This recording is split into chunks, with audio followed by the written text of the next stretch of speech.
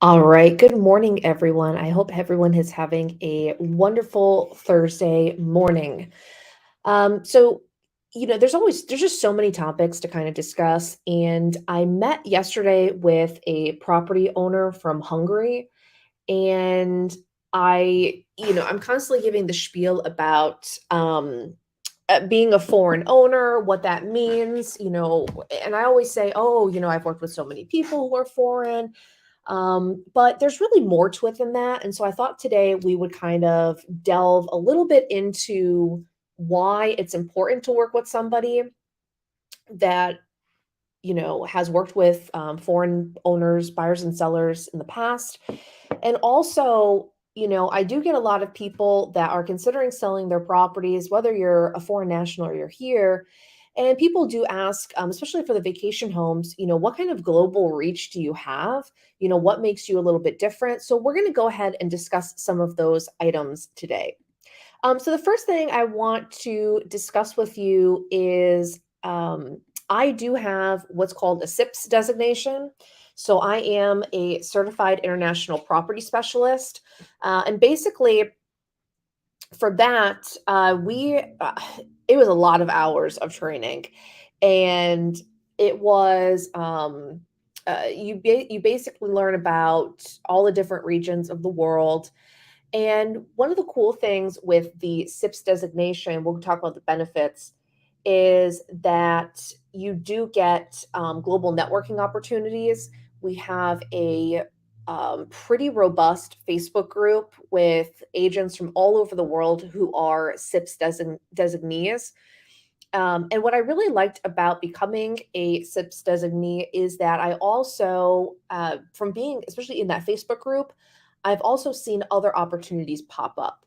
So, for example, when we were at the Florida Realtors Conference in August, there's actually a stand there as well for the Canadian Real Estate Association.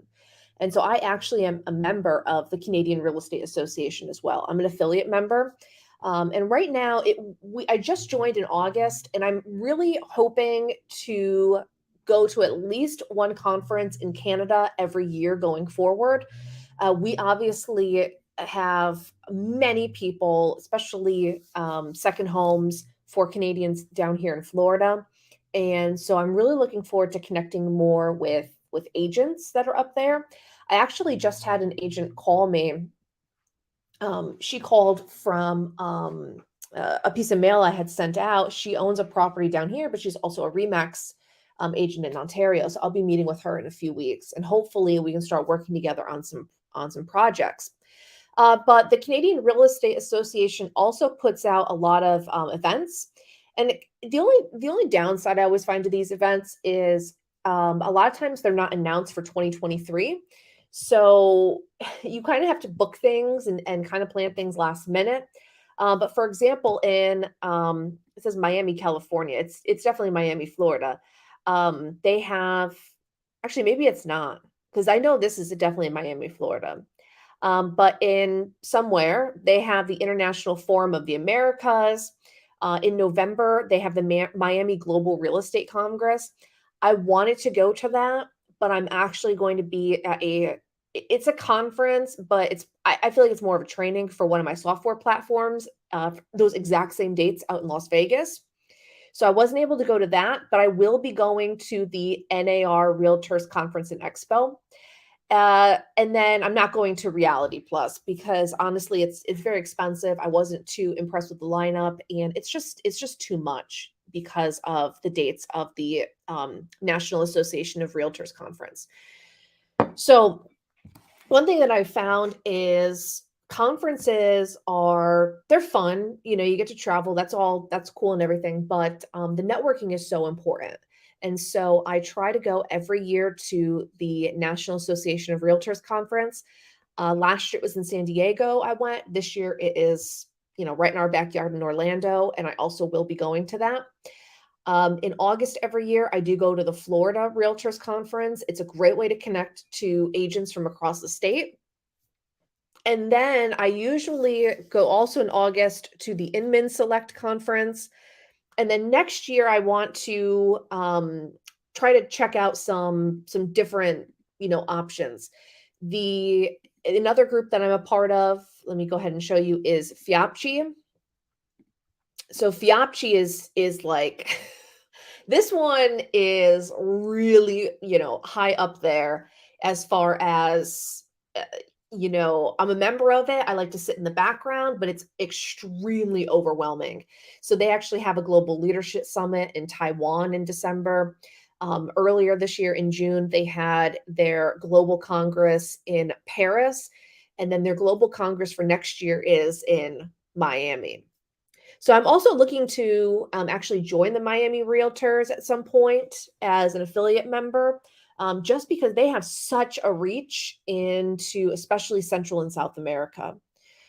Um, One thing that Miami Realtors is putting on next year that I am definitely going to, I'm going to buy cancel for any reason insurance just in case, but I'm about to book my flight on Emirates. They have their first ever young professional network congress in Dubai next year. And it's they have it set up with the International Property Show as well.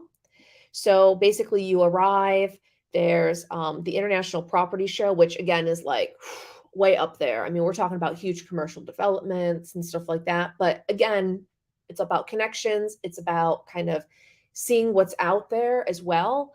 So that way, when we do have properties that are listed for sale, we can, network with people better. We can, just better connect.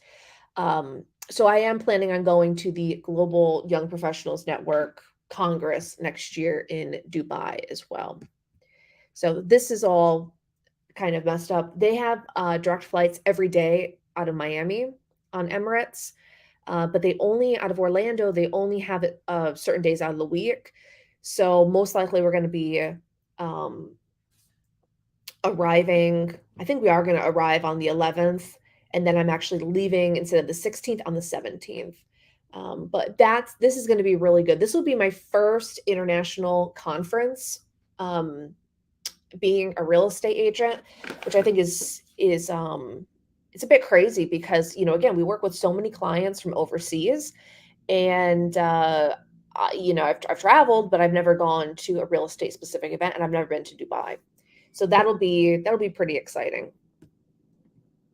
So that's pretty much the big information about kind of what our connections are internationally. We're also a member of the International MLS. I have an agent that works with me, Tatiana, and she speaks multiple languages. We get a lot of phone calls from people either down in Miami or from Central and South America who speak Spanish or Portuguese. And so what's nice is, if we do get somebody that inquires about a listing and prefers speaking in one of those languages, a lot of people speak English, but I always ask, would you prefer um, a Spanish or a Portuguese speaking agent? We have somebody right there that can go ahead and help those people. It's not just, oh no, I'm sorry, I don't speak Spanish, and that's it. So that's also super positive. So one thing I just want to discuss, I did a video like last week about FERPTA, so I'm not really going to go over FERPTA that much. Just remember that if you are a foreign owner, um, a lot of people, when I do the sample net sheets, they see the 15% withholding and they're like, I'm just not going to sell right now. Listen, no matter when you sell, you're going to have to do that withholding. So it really doesn't matter. And, don't let that be the reason why you don't cash in on your equity on your home right now, is the biggest thing I have to say about that. And then the other consideration I just want to bring up for my foreign owners is if you are you don't have to come here when you close on a property. If you are in Canada or you're in the UK, you can do a regular notary for your documents. But if you are in any other country in the world, you have two options. So the first option is now they do allow remote online notarization. There are certain documents that the title underwriters will need to do remote online notarization for you. So for example, you may need your own copies of your closing documents from when you purchased it or the purchase agreement from when you bought the property. Um, I've done this quite a bit with people overseas, so this is not too much of an issue. Now, if for some reason you don't have the proper documents to be okay to do remote online notarization, then what you will need to do is you will need to schedule an appointment with the embassy or the consulate and the US consulate in your country. Now, for some people, like I have a lot of Brazilians where looking at the price and traveling to, where the nearest consulate is, we do get a lot of people that actually just fly to Miami and do a notarization down to Miami and then fly back, or fly to Orlando or Tampa or whatever. So there are options, but this is just something to really, keep in mind. A lot of people ask, well, what if I can't get there to sign my documents? What happens? And there's options. You have the remote online notarization as an option, and then if you're not able to do that, then we can schedule you an appointment at the consulate. So there you go. Just a little bit of information about kind of our global reach. Some of the benefits of also, even if you're not a foreign national, if you're domestic, if you're an American, and you are concerned about the marketing of your, especially like your second home and your vacation home, we have tons of connections everywhere, and so we try to market as globally as possible. All right. Well, that'll wrap it up for today. If you do have any questions, please let me know. I love questions because then that gives me kind of topics to discuss. And I hope that you have a great rest of your day. All right. Thanks so much.